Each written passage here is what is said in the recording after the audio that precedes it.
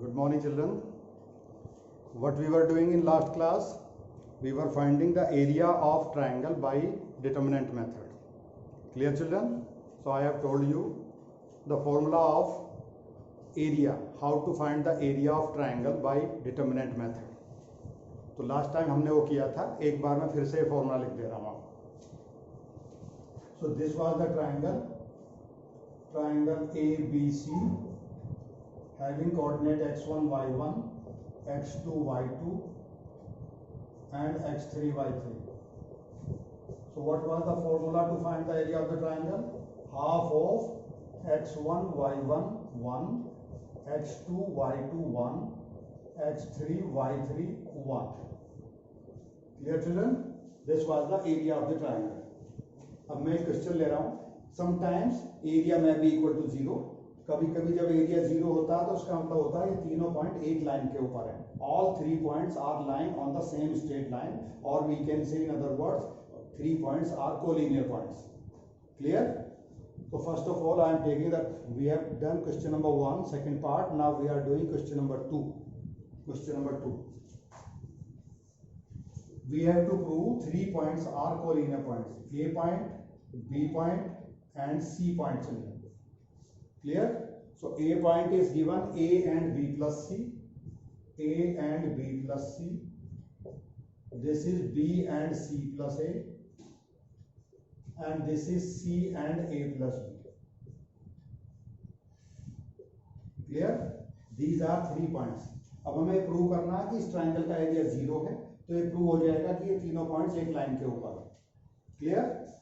So right A half of x1 की जगह मुझे क्या लिखना है? A, y1 की जगह B प्लस C, x2 की जगह B और यहाँ C प्लस A, और x3 y3 C and A plus B.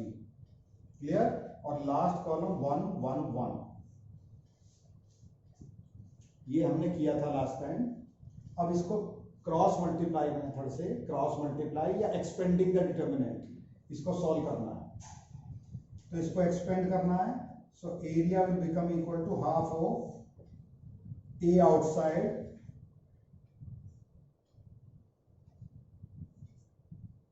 this into this minus this into this, C plus A minus A plus B. Clear, children? Now second number, B plus C. So this into this minus this into this, so B minus C. Last one 1. So B into A plus B and C into C plus A. B into A plus B minus C into C plus A. C into C plus A.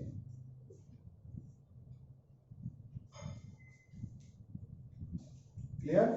अब इसको solve करना है. 1/2 इसको अंदर multiply करेंगे. A C plus A minus B.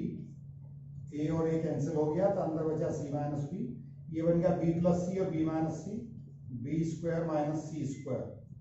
और यहाँ क्या बन गया? BA plus B square, BA plus B square minus C square minus AC. Clear? So half of AC minus AB minus B square plus C square plus AB plus B square minus C square minus AC. So all these terms are cancelled because one is positive and one is negative. So 1/2 into 0 equal to 0. So at last you can write ABC are collinear. ABC are collinear. ABC are collinear points. Clear, children? एक बार फिर से बता देता हूँ. ये triangle है, triangle का ये फॉर्मूला है, area of the triangle. How can you find the area of the triangle? So this was the formula. तो x1 y1 ये पॉइंट पहला point, x2 y2 second point, x3 y3 third point. तो first point, second point, third point. अगर हमें prove करना है कि तीनों पॉइंट एक लाइन के ऊपर हैं तो हमें पहले इसको फॉर्मूले में फिट करना पड़ेगा। फॉर्मूले में फिट करने के बाद इसको एक्सपेंड करना पड़ेगा। एक्सपेंड करने का तरीका मैंने लास्ट टाइम आपको बताया था। इसके बाद इसको सिर्फ मल्टीप्लाई करना है। मल्टीप्लाई करने के बाद सारी टर्म जीरो हो जाएंगी। जब जीरो हो गई तो you can say the area of the triangle formed by these 3 points zero. If area of any triangle is zero, this implies these 3 points are collinear point. Clear, children? So this was the end of exercise 4.3. Now today I am starting exercise 4.2, that is properties of determinant. So what do you understand by properties of the determinant? इस बार आपको expand नहीं करना है, property से ही question solve करना है। determinant में property का use कैसे होता है पहले मैं आपको ये समझाऊँ। Clear?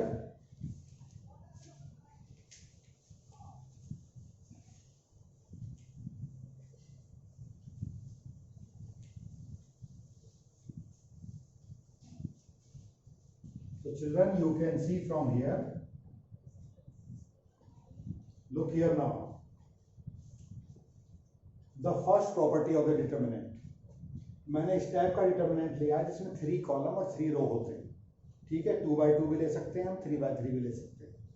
If any row, if all the element of any row or column are zero, all the element, ध्यान देना children, if all the element of any row or any column are zero, तीनों element या तो रो के या column के अगर वो जीरो हैं तो आंसर जीरो आता है। ठीक है, दूसरी प्रॉपर्टी मैंने पहले बताया कि रो और कॉलम दोनों यूज कर सकते हैं, या तो तीनों एलिमेंट रो के या तीनों एलिमेंट कॉलम के।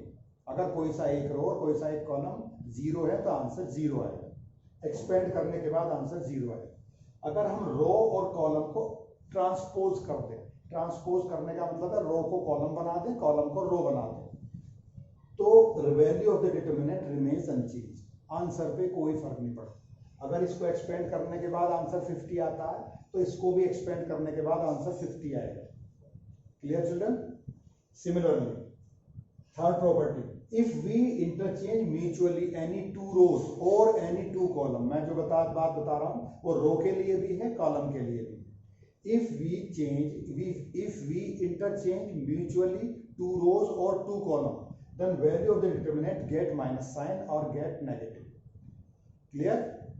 Once again, अगर 2 रो को इंटरचेंज कर दें, इसे ट्रांसपोज नहीं बोलते, इसे इंटरचेंज बोलते हैं, तो value of the determinant get negative. Similarly, if 2 rows are same 1 2 3 1 2 3 1 2 3 1 2 3, यहां 2 कॉलम सेम है, यहां 2 रो सेम है। अगर दो कॉलम सेम है या 2 रो सेम है तो भी आंसर जीरो है। 2 कॉलम सेम है तो आंसर जीरो, 2 रो सेम है तो भी answer zero. 1 2 3 and this is 2 4 6। मैंने फर्स्ट रो को सेकंड रो बनाने के लिए 2 से मल्टीप्लाई कर दिया। फर्स्ट रो की सेकंड रो के सारे एलिमेंट फर्स्ट रो से डबल है, तो first row is the all the element of second row are twice the element of first row. तो second row is the proportional of the first row, all the element of second row are proportional to the first row. Again answer is zero. अगर एक रो दूसरी रो जैसी है, exactly identical है, तो भी answer zero. अगर एक row double triple 4 times 5 times 6 times है, एक रो दूसरी रो की प्रोपोर्शनल है, तो भी आंसर जीरो। Clear children? दोनों रो सेम है तो भी आंसर जीरो, और दोनों रो आपस में प्रोपोर्शनल हैं, किसी नंबर से मल्टीप्लाई हो रखे हैं, तो भी answer zero. This one, if you multiply any constant number with the determinant, then only one row or one column is multiplied by that number. अगर मैं k का मल्टीप्लाई करना चाह रहा हूं डिटरमिनेंट से, तो मुझे सिर्फ एक कॉलम से मल्टीप्लाई करना पड़ेगा k से। मैट्रिक्स में क्या होता था, अगर बाहर से मुझे k का मल्टीप्लाई करना है तो सारे एलिमेंट k से मल्टीप्लाई हो जाते थे। यहां मुझे सिर्फ एक रो या एक कॉलम को ही मैं मल्टीप्लाई कर सकता हूं, या तो कॉलम में मल्टीप्लाई कर सकते हैं k का, या सिर्फ रो में मल्टीप्लाई कर सकते हैं, कॉलम में या रो में। Clear? Now seventh property, what is seventh property? Seventh property में आप देख रहे हैं जो थर्ड कॉलम आपको दिख रहा है वो दो पार्ट में ब्रेक हुआ दिख रहा है, क्लियर। तो ये जो दो पार्ट में ब्रेक हो रखा है थर्ड कॉलम, तो ये पूरे डिटर्मिनेंट को दो पार्ट में ब्रेक कर देगा। If you look any column divided into two part, then whole determinant is divided into two parts. अगर कोई कॉलम दो पार्ट में ब्रेक हुआ दिख रहा है आपको, तो पूरा डिटर्मिनेंट ही दो पार्ट बन जाएंगे, पूरे डिटर्मिनेंट के ही दो पार्ट बन जाएंगे। पहले दोनों कॉलम दोनों के सेम रहेंगे और लास्ट कॉलम दोनों का अलग अलग रहेगा। 3, 5, 2 ये पहला वाला नंबर और x minus x plus x ये दूसरा वाला number. Clear children? So these were 7 properties. एक बार फिर से रिपीट कर देता हूं, अगर किसी रो के सारे एलिमेंट जीरो हैं या कॉलम के, तो आंसर जीरो होता है, ठीक है। इंटरचेंज कॉलम रो के कॉलम बनाने से और कॉलम के रो बनाने से, ट्रांसपोज करने से value of the determinant remains unchanged. Third, अगर कोई दो रो या दो कॉलम हम म्यूचुअली इंटरचेंज करते हैं तो आंसर माइनस का हो जाता है। If we interchange two rows और two column mutually, then value of the determinant get negative. Clear? Fourth property, if two rows are same, answer is 0. If two rows are proportional, then answer is 0. If you multiply any constant number with the determinant, then only one row or one column is multiplied by that number only, not all the numbers. Clear? Yes, if you look any column or any row divided into two parts, then whole determinant is divided into two parts. तो एक part के साथ 3, 5, 2 चला जाएगा, एक part के साथ x minus x और plus. So these were 7 most important properties. Now don't expand in this exercise. Don't expand the determinant in this exercise. All the question will be done by using properties only. So I am taking question number 1. Clear children? Exercise 4.2. Question number 1.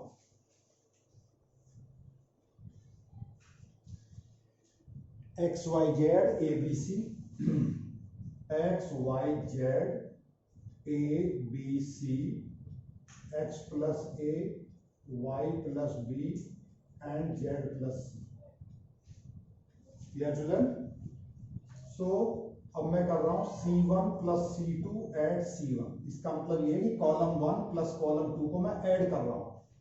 हम दो column को आपस में multiply नहीं कर सकते, दो रो को आपस में मल्टीप्लाई नहीं कर सकते, हम सिर्फ ऐड कर सकते हैं दो रो को और दो कॉलम को। तो ऐड कर सकते हैं और सब्ट्रैक्ट कर सकते हैं। तो ये बन गया x plus A y plus B and Z plus C। A B C x plus A y plus B and Z plus C। Clear? अब यहां आप ध्यान से देखेंगे, इसे करने के बाद first column and third column are same, C1 and C2 are identical. This implies answer is 0. So ये वाली प्रॉपर्टी थी fourth property. Two rows are same, so answer will be 0. Clear children? तो यहाँ क्या किया हमने, C1 प्लस C2 किया, तो इससे बन गया x plus A y plus B Z plus C। और यहाँ जो C1 लिखा है मैंने, इसका मतलब ये है कि C1 और C2 को ऐड करने के बाद उसका आंसर कौन से कॉलम के ऊपर लिखेंगे, तो कॉलम 1 के ऊपर उसका आंसर हमने लिखा। Clear? So answer will become 0 using first and third column because these two columns are identical, exactly identical, so answer is 0. Clear? Now do one more question.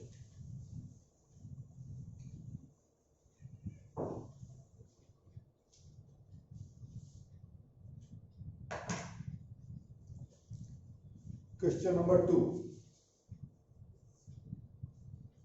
A minus B, B minus C, C minus A.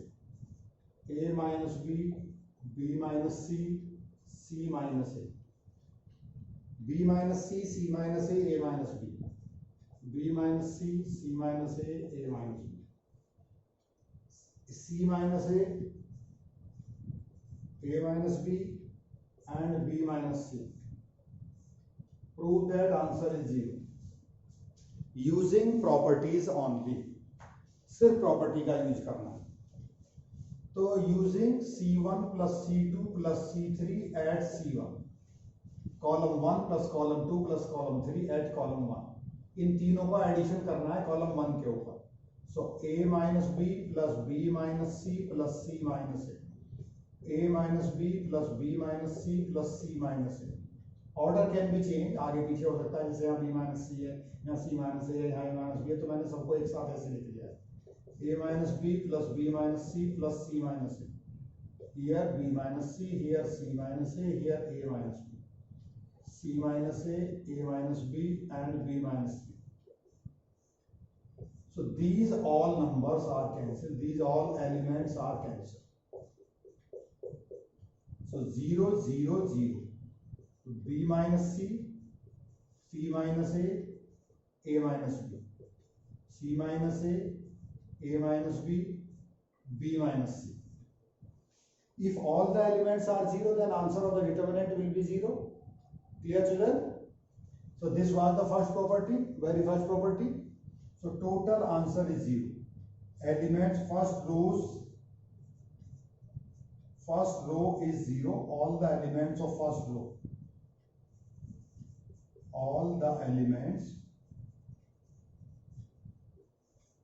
of first row are zeros. Clear, children? So answer will be 0. So this was question number 2. Clear? Now I am taking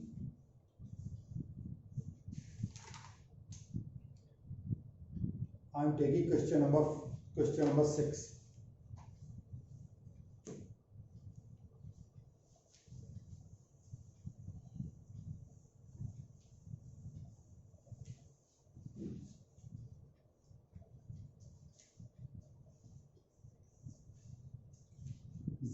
A minus B, 0A minus B, minus A0 minus C, BC0. Prove that answer is 0 without expanding. इसको multiply नहीं करना है, इसको expand नहीं करना है, using properties only. जो काम हम अभी कर रहे हैं इनमें से ही कोई सी प्रॉपर्टी का हम यूज करेंगे। Clear children? तो इसमें हमें क्या काम करना है, हम बाहर से कोई नंबर मल्टीप्लाई भी कर सकते हैं और अंदर से कोई नंबर बाहर कॉमन भी ले सकते हैं। क्लियर? देखो जरा क्या करना है। तो फर्स्ट रो में आप क्या देख रहे हैं कि बी नहीं है, सी नहीं है, फर्स्ट रो में सी नहीं है, सेकेंड रो में बी नहीं है, थर्ड रो में ए नहीं है, फर्स्ट रो में सी नहीं है, सेकेंड रो में बी नहीं है, थर्ड रो में सी नहीं है। तो मैं इन तीनों नंबर का मल्टीप्लाई कर देता हूं। जब मैं किसी से मल्टीप्लाई करूंगा तो मुझे डिवाइड भी करना पड़ेगा उस नंबर। कोई एक नंबर हमारे पास है, अगर मैं उसे किसी नंबर से मल्टीप्लाई करूंगा तो मुझे उस नंबर से उसे डिवाइड भी करना पड़ेगा। या तो हम दोनों साइड करें, हमारे पास लेफ्ट हैंड साइड और राइट हैंड साइड हो तो दोनों साइड हम 2 से मल्टीप्लाई कर सकते हैं। लेकिन जब हम किसी एक साइड में ही मल्टीप्लाई करेंगे तो उसी साइड में हमें डिवाइड भी करना पड़ेगा। तो बाहर हमें डिवाइड करना पड़ेगा, अंदर में मल्टीप्लाई कर रहा हूं। तो फर्स्ट रो इसको लिखना कैसे है, रो 1 टेंड्स टू ए CR1, यानी कि रो 1 को C से मल्टीप्लाई किया, रो 2 को B से मल्टीप्लाई किया BR2, और रो 3 को CR3 AR3 A से मल्टीप्लाई किया। फर्स्ट रो को C से, सेकंड रो को B से, थर्ड रो को A से मल्टीप्लाई, तो उसको हम ऐसे रिप्रेजेंट करते हैं। ओके, तो मल्टीप्लाई इट बाय C, तो बाहर C से डिवाइड किया, फिर B से डिवाइड किया और फिर A से डिवाइड किया। तो ये हो गया 0 AC minus BC minus AB 0 minus BC, B का मल्टीप्लाई कर रहे हैं हम सेकंड, थर्ड को हम A से मल्टीप्लाई कर रहे हैं, AB AC and 0। Clear children?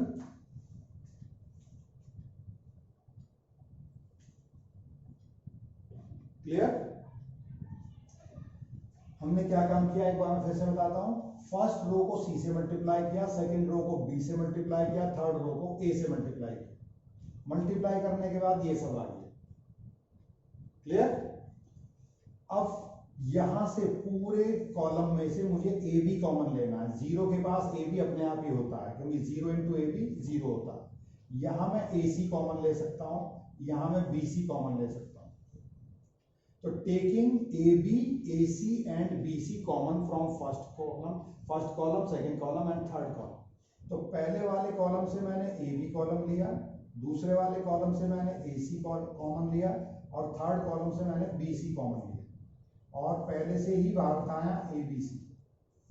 अब अंदर क्या बचा है? 0 1 -1 -1 0 and -1 1 1 and 0. A is cancelled by A, B is cancelled by B, C is cancelled by C. तो बाहर A B C बचा बस, और अंदर बचा हमारा 0 1 -1 -1 0 -1 1 1 0। क्वेश्चन में उसने कहा है, क्वेश्चन में बोला गया है कि यूजिंग प्रॉपर्टीज, तो 2-3 प्रॉपर्टी यूज करने के बाद हम क्वेश्चन को एक्सपेंड कर सकते हैं। अब इस फॉर्म में लाने के बाद अब ये इजीएस्ट फॉर्म में है, अब हम इसको एक्सपेंड कर सकते हैं। जो शुरू में मेथड बताया था हमने, एक्सपेंडिंग द डिटरमिनेंट, इसको एक्सपेंड करेंगे तो क्या आएगा देखो।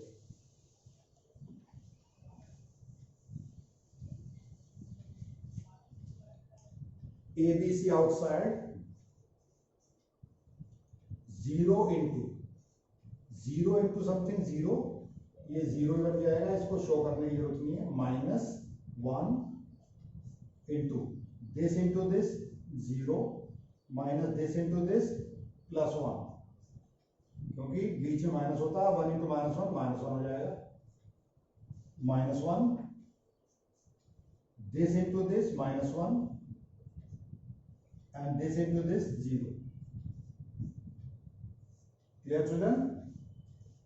So A B C outside, inside this is -1 and this is -1 into -1 +1. So -1 cancel by +1, so A B C into 0, answer is 0. Clear children? तो इस क्वेश्चन में क्या करना था हमें? Using properties only, find the value of determinant using properties only. तो पहले हमने 2-3 प्रॉपर्टी हमने इसमें लगा के देखी, फिर उसके बाद हमने इसको लास्ट में जाके एक्सपेंड किया। तो हर क्वेश्चन में ऐसे ही करना है। अभी थोड़ा थोड़ा टाइम लगेगा आपको, क्योंकि ये क्वेश्चन बहुत बड़े हैं और इनकी प्रॉपर्टी समझने में भी आपको टाइम लगेगा। एक क्वेश्चन मैं आपको और करके दिखा रहा हूँ, एक ईजी सा क्वेश्चन मैं और ले रहा हूँ अभी। इसी टाइप का क्वेश्चन है, question number 7।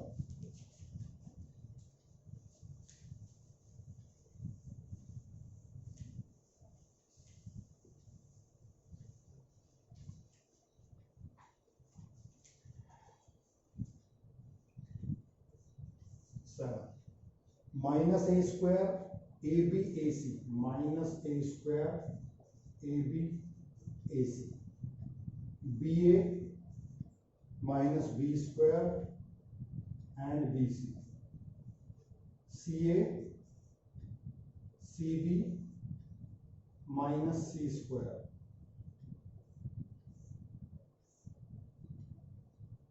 4a square B square C square. ये आंसर हमें प्रूव करना चाहिए। अब देखो, आप यहां से कुछ कॉमन ले सकते हो, फर्स्ट कॉलम से, फर्स्ट रो या फर्स्ट कॉलम से कुछ कॉमन ले सकते हैं। A common from first row, B common from second row, C common from third row. Taking, इस बात को लिखने की भी जरूरत नहीं होती, जो हम कॉमन लेने का काम करते हैं उसे लिखने की भी जरूरत नहीं होती। Taking A B C common